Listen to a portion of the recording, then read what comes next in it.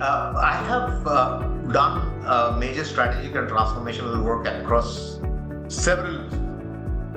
I worked in the FMCG space, I worked in telecom, I worked in paints, I worked in chemicals. Now I lead a conglomerate which is into all kinds of things, including sports and education and media and entertainment, everything.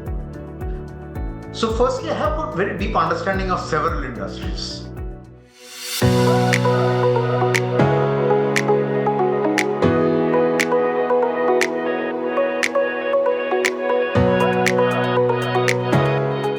Hello, everyone, and welcome to another episode of FaceTime with Leaders, where we bring you deep insights into leadership, corporate governance, and the strategies that drive business success. I am your host, Tanayol, and today we have an exceptional guest who has been a trailblazer in shaping organizational cultures and driving business transformations across industries. Today, we have the honor of hosting Mr. Sabyasachi Bhattacharya, Group President HR for the RP-Sanjiv Goenka Group and the lead HR for all the group companies. Currently, he has been instrumental in driving growth and transformation across multiple high-impact organizations. With his extensive experience, Mr. Goenka has played a crucial role in shaping the culture and success of the group's diverse business ventures. Sir has led strategic HR, operational excellence, and organizational development across top companies like Reckitt Colman, Haldia Petrochemicals, Berger Paints, and RPSG Group. His leadership has driven major turnarounds, excelling in performance management, organizational culture, and talent development. With a unique blend of experience in marketing and sales, he creates strategic, high performance teams. His ability to inspire change and align his vision with market dynamics truly sets him apart. Notably, he was key to PCBL's impressive turnaround, boosting both top line and bottom line results. So, without further ado, let's welcome Mr. Sabyasachi Bhattacharya to the podcast. We welcome you, sir. Thank you so much, Tanay. I really appreciate your kind words, and I'm so happy to be here today. Pleasure is all ours, sir. To begin with, sir, with your extensive experience and leadership across several prominent organizations, we are eager to hear about your career journey. Like to begin, could you share with us how your professional path began? Like what initially inspired you to pursue a career in human resources and leadership development, and what were the pivotal moments that helped shape your journey to where you are today? Very interesting question, Tanay. And interestingly, when I started and when I was doing my MBA, the management studies, I wanted to pick up a course in marketing and sales, and I did join marketing and sales as my specialization. But then, as we were doing the course and we taking the classes, I realized that any function or anything that you do, there's a large people piece which is always involved. And uh, and I had a discussion and a chat with my director of the institute at that point of time, who happens to be a stalwart in HR in the country, and he influenced me honestly and said, Sabyasachi, it will be good for you if you pursue a career in human resource instead of doing marketing and sales, because the ability that you have in building relationships, in understanding people, I find you to be very empathetic. I find you to be understanding strategies around people, and I've seen you talking about those when I take the classes. I think the whole society will gain if you are in human resource. So he kind of influenced me to get into human resource. But then out of campus, when I joined Reckitt Benckiser, it used to be Reckitt and Coleman those days. I had the privilege of being picked up by then managing director of Reckitt and Coleman, a gentleman by the name of Mr. Ashok Pradhan. And I, for some reason, and because of my maybe outspokenness about people strategy, he picked up a liking for me. And although I was supposed to be joining Calcutta in one of the manufacturing locations, he decided to take me to the corporate office in Delhi. And to be very honest with you, the whole HR function at that point of time in Reckitt's corporate was myself only. Wow. So that's when HR actually started. It used to be earlier industrial relations and personnel management. And I was so happy at that point of time. I got a HR CHRO by the name of Gurveen Singh, who went on to become the global CHRO of Reckitt Benckiser. Once Benckiser took over Reckitt's and the companies merged, and she was based out of London during her final stages of the career. She has now retired, but having worked with her for those 4 5 years, it kind of gave me very deep insights into the function of HR. And together we kind of created processes, created systems, and which are non-existent at that point of time, non-heard of in Reckitt's environment, and that gave me immense exposure. Uh, she had the guts of actually trusting a management trainee, and I was just a management trainee, a young graduate fresh out of college, to run large scale developmental and training interventions with very senior people in the organization. And I started receiving appreciation from those senior people, and my confidence grew. And that, I think, that's made me what I am today. Yeah. So just a move which you hadn't planned can turn out to be such a big learning experience, right? That's Yeah. so true. That's so true. Sir, you played a pivotal role in shaping performance-driven HR systems at PCBL. Aligning individual performance with business goals is always a challenge but essential for growth. Sir, how did you approach this balance, ensuring that each team member felt personally connected to the company's larger vision? And what strategies did you use to integrate personal and organizational goals in a way that drove real impact? Okay. It's a slightly longish story, you know. So it did not start with the performance management. It started with actually building a vision for the organization at a point in time when the organization was struggling very badly, both in terms of top line and bottom line. And we realized that until and unless we align our people to our overall dream, uh, which everybody is going to dream together, this organization is not being will never be able to come out of the rut that it has got into. So all of us in the leadership team, we sat down and we said, let's create a vision which is going to be the dream of the organization. And we said, what are the pain areas that we need to address? And let's capture that in the vision. And it's not only a statement that we came out with. What we also did was we rallied the whole organization in an envisioning program. And we took in the voice of each and every employee, white collared, blue collared, and say, play your part in designing the dream for the organization. And to our surprise, and I was not surprised because I knew people when they are in a cohort, they will think in similar lines. But the leadership was surprised when they heard that the blue collared guys and the white collared guys, all of them are talking of the same pain areas. Building customer trust, building quality. Can we become technically superior to our competitor? Can we bring a workplace which is very exciting to our people? And it was a voice of all the people which was talking of the same things. I think that's what excited the leadership. That's what excited the organization. That we are all in it together, and that's where the journey started. And I said, okay, now if these are the pieces that we have to address, how do we build strategic imperatives around those? So can we stop thinking only production and volume, but think of excellence in manufacturing? Can we think of stop thinking of customers as customers, but can we start thinking of customers as partners? And can we really get into their process and help them develop processes which will actually add value to them, not to us only? And those 5 6 strategic imperatives also kind of gave the overall KPIs of the organization, the key performance indicators. Yeah. We did not then get into a performance management system where individual KRAs, key result areas, or KPIs will link up to the strategic imperatives. But we said, let's have a team charter.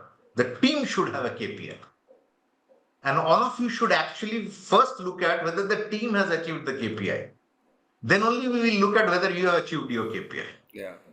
And your rewards will follow accordingly. If your team achieves the KPI, then only the reward kicks in for the whole team. And your team gets rewarded, you get rewarded, and the organization gets rewarded. And we took all the pain areas of the vision statement, the pain areas of the strategic imperatives, and we pulled that into the performance management system. So we said, which are the metrics that you want to drive out of those pain areas? So each function, pick and choose one. And then we drilled it down through the whole organization. For the last 10 years, is the same performance management process which is running in PCBL. And PCBL, and the days I'm talking about, it was at an 87 crore negative PBT. This year, they're going to kick in almost 1,000 crore of positive PBT. Wow. And they went ahead, our organization, which was suffering, bleeding, went ahead and did the biggest acquisition the group has ever done. So it acquired a phosphonates company, Aquaform, based out of Pune, at a price of 4,000 crore.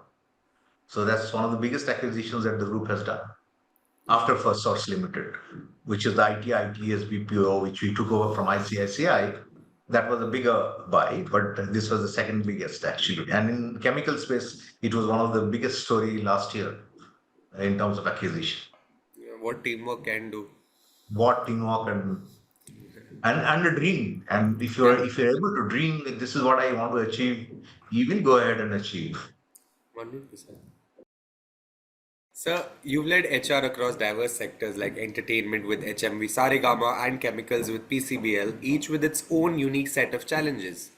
So, given the difference in culture, business dynamics, and talent needs across these industries, how did you navigate the complexities in each? Like, what were the most significant challenges you faced, and how did you overcome them? So, each business in the group are very different and unique.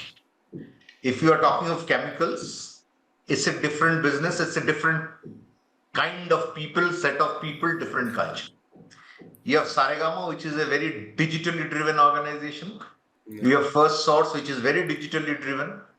They're now actually now talking of agentic AI driven organization.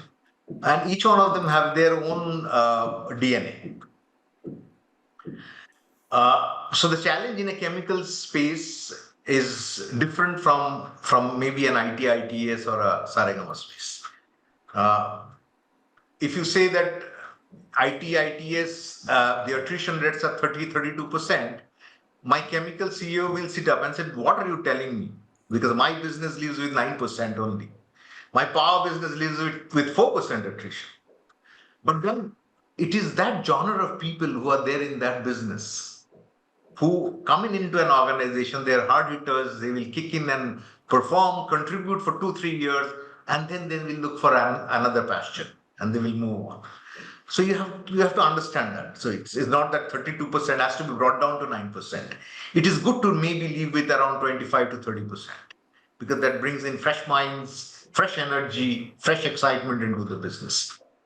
But from my position and my role, the philosophy that I have adopted is I leave these businesses to each one of them. I don't try and impose our overall group philosophy and culture, although we have an overall group people philosophy of how you should look at talent, how you should look at reward, how should you look at leadership, how should you look at developing leadership and nurturing leadership. But we don't step into each one of these businesses and tell them that this is what you must do with your people. Because each one of them are on their own and each one of them has its own space. If you interfere too much with that DNA, you may completely destroy that DNA. So we kind of provide strategic and advisory support to each one of these businesses. You can't even step into each one of these businesses and do a daily chore, because there are 65,000 people in the group and you can't step into all 65,000 lives every day and try and influence. You should not. Yeah. And I have very capable CHROs in each one of these businesses. They come back to me when they have a strategic intervention to make. or they want to completely change a strategy, a reward strategy maybe. Correct. Otherwise, they are very independent. They're very senior guys. Each one of them have got around 20, 22 years of HR experience Yeah. in different fields. Which is important to let them be and trust and Yeah. let the system flow in itself. I think, Tana, you hit the nail on the head with one of those words. Yeah. My group operates on trust. I have worked in MNCs. MNCs operates on systems and processes. We operate on trust on people. So, employee engagement is always a key focus in HR, but it becomes even more critical in organizations undergoing major transformations like PCBL. I'm sure it wasn't easy to maintain high levels of engagement during such a phase. Could you share with us how you approached this challenge at PCBL and what specific strategies or best practices you found most effective in keeping employees motivated and connected to the company's vision? One of the things I have already answered, which is creating a vision with all of us together. It's not a statement on the wall. So you involve everybody in designing the dream for the organization, which is the vision, and also the strategic imperatives. So we took each one of the employees through a workshop in designing the strategic imperative. Having said that, we also, so very interestingly, PCBL, when we started, we actually looked at an organization whose average age was almost 52 years. Today, the average age of that organization is 32 years. So we significantly brought down that average age. And said because we want agility, we want energetic people, we want excitement in the organization. Today, some of those youngsters are now heading functions or heading manufacturing locations, pretty large locations. Each one of the locations are almost a 700, 800 crore manufacturing facility. And quite a few of these manufacturing facilities are now led by graduate engineer trainees who were hired in 2009-10. So we showed them a career growth and career path. That's number one. But more importantly, we involved them in decision making. So we had a management board in the organization, which are basically the leaders, people like us. But then we created a young executive board under the management board. And he said, any management board meeting, this 12 or 11 or 12 guys in the young executive board would be always shadowing the management board. And they had equal right of asking a question, questioning a decision, or even questioning an action. So, and we kept rotating the young executive board every 6 months. So 1/3 of the members used to go out, another one third member used to come in. So we started giving exposure to everybody. We also focused very deeply on the development of these people. So these graduate engineer trainees have become functional or location or manufacturing facility heads, just not like that. Yeah. They went through a series of development interventions, coached by us or any of the leaders in the organization. We became mentors to them, and we spent time with them because we said we have to create the future. Yeah. So Equality, sir. I think that's very important where you treat everyone equally and give them all the opportunity to grow. And like you said, then only can someone who's a trainee grow and become such a responsible person who can handle a team. you said it beautifully, equality, and I would just add inclusivity. So Yeah, are 100%. you feeling included? Yeah. So we're seeing rapid advancements in technology, especially with automation and AI, and it's undoubtedly transforming many aspects of business, including HR. So do you believe HR professionals will need to completely rethink and adapt their skill sets to stay relevant? And if so, how can they best prepare for the shift? Now, as I see it, the future of work is going to be completely different. Completely different. Today, what is good, and I'm not saying tomorrow means 2, 3 years ago. For example, the disruptions are happening at such a fast pace. In 2 months' time, what we have created is becoming irrelevant. AI, ML, and all that is now everybody is in the jargon of everybody. It's cliched and everybody is talking about it. But in the HR area, what AI is doing is amazing. It's taking away jobs of HR people at the lowest end. So earlier you had people who used to screen CVs. Yeah. So in my group, I have got three management institutes, and students used to apply for admission. We get around 5,500 requests for admissions through CAT to three of these institutes. So one of the guys of the admission team, along with his team, used to sit down and screen these 5,500, bring Yeah. it down to 2,000, and then they would do a initial round of communication skills interview, and then bring it down to 1,500, and then bring it to the interview panel. Today, that 5,500 to 1,500 is being done by an agent, AI agent. So those three, four people who used to do the screening are now gone. They're not there.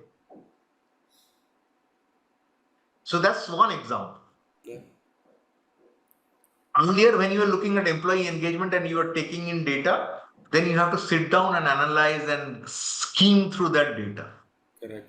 Today, we just run an AI vector on that whole scorecard and tell the AI agent to tell us which are the three areas that we need to address immediately. Wow. So this engagement study is done. To that to action used to take us 3-4 months earlier. Today it takes us 3 hours. The AI vector quickly tells us these are the three areas that you should address, Sabyasachi, and move on. So that's what is happening. So most of the low-end jobs in HR will go away. HR will now have to scale up to look at how I can add value to the business.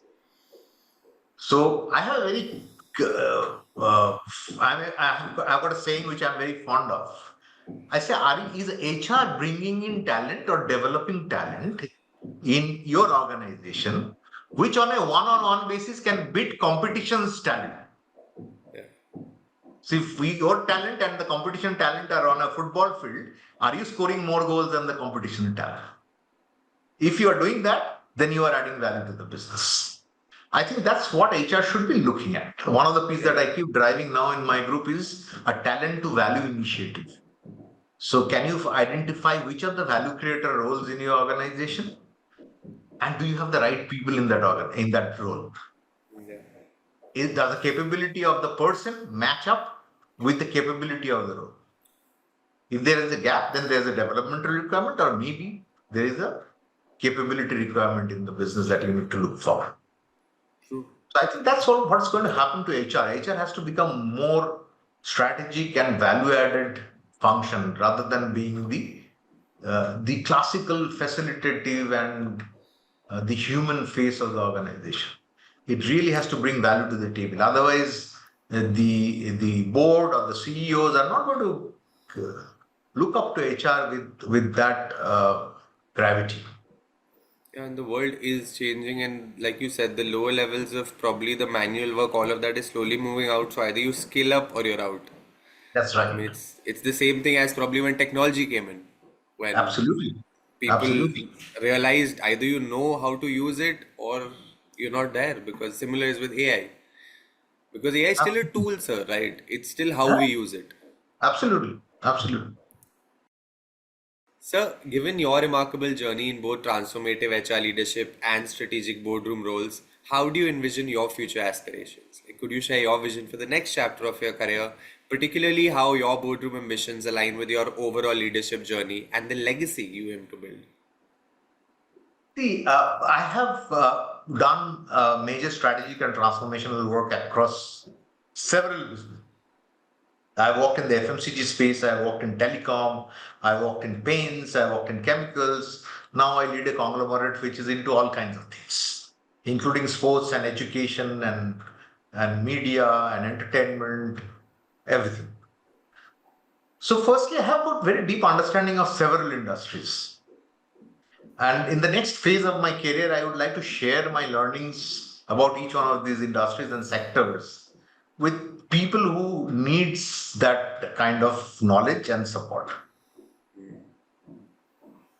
I have also led marketing and sales for PCBL when PCBL was in deep trouble, and we revived it. We earned the trust of our customers. So I have insights into how you can actually transform and turn around a customer who is completely anti you to talk very positively about you. So one of the customers of PCBL used to do only business worth 50 crores. And the rest of its 7,500 crore business used to go to my competition. Today it is exactly the opposite. Crazy. And I have moved to group HR from that role. But the director of procurement of that company, when he comes to Calcutta, he ensures that he will still have a dinner with me. Okay? So, with these insights and with deep insights about people, I think my next chapter should be give it back to the society. Yeah. Help boards and companies to understand those nuances of people, strategies, and practices which can really turn around a business. 100%. Very well said, sir. So, as sustainability and ESG goals take center stage in today's business world, how do you believe HR leaders can embed these values into the organization's culture, ensuring they are more than just buzzwords, but truly part of everyone's everyday mindset, everyone's actions on a day-to-day basis? Yeah, HR guys are very famous for creating policies and processes. Any organization, you will go and ask the HR people, what are you working on? The first thing they will say, I'm working on the policies. That's good. You need structure to run a business, yes. But are you imbibing sustainability and ESG in those policies? Any policy that you are writing. I'll give you an example. Let's say you are writing as simple as a travel policy. Are you ensuring that in the travel policy you're telling your employees that when you travel, try and leave the least amount of carbon footprint? So can you see if you can help the planet Earth uh, to avoid those greenhouse gases when you're traveling? And by doing simple things, you avoid plastics. You try and fly an airline which is consumes the least amount of fuel. And the airlines today announce those. Actually, they announce that. So that's an example. So is your policy or processes imbibing sustainability as a key pillar? In my group, what I do is we participate with a global foundation which does workplace disclosures on sustainability and ESG, including DEI. And DEI happens to be one of the things that my chairman also keeps talking about. We keep talking about. We don't tom-tom about it, but our group has almost 48% women managers out of that 65,000 people. And the number is growing every day. But we do this workplace disclosure initiative with a global platform where the top 500 companies participate. And it is not about, so it's of course helps the investors to look at our businesses from a social perspective, not only from the top line and bottom line and the financial numbers, but how are we treating people? How are you contributing back to the society? So all those indicators come out of that report.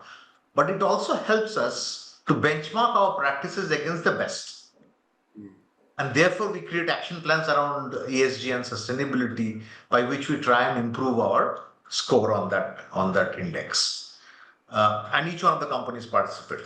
I am narrating that at such length because I had that virtual call only day before yesterday with that global organization. And I was so happy to see all my CHROs participated in this study. And all of them have said we are going to participate in this study. So my CHROs have actually imbibed and taken it very seriously. So sustainability has become a very core part of my group, and we added sustainability as a seventh core value of our group last year, and we drive it without failing on our commitment to sustainability. Yeah, and that's a very big part of giving back to society, I feel, when you're doing something. 100%, 100%. So, you recently joined Directors Institute, and we'd love to hear about your experience. Like, what motivated you to become a part of this esteemed institute, and how has your involvement contributed to your perspective on corporate governance and leadership? So, firstly, I wanted to join this course because not to become a director, but I Okay. wanted to learn about corporate governance as a subject. And some of the faculty that DI had provided were amazing. Absolutely.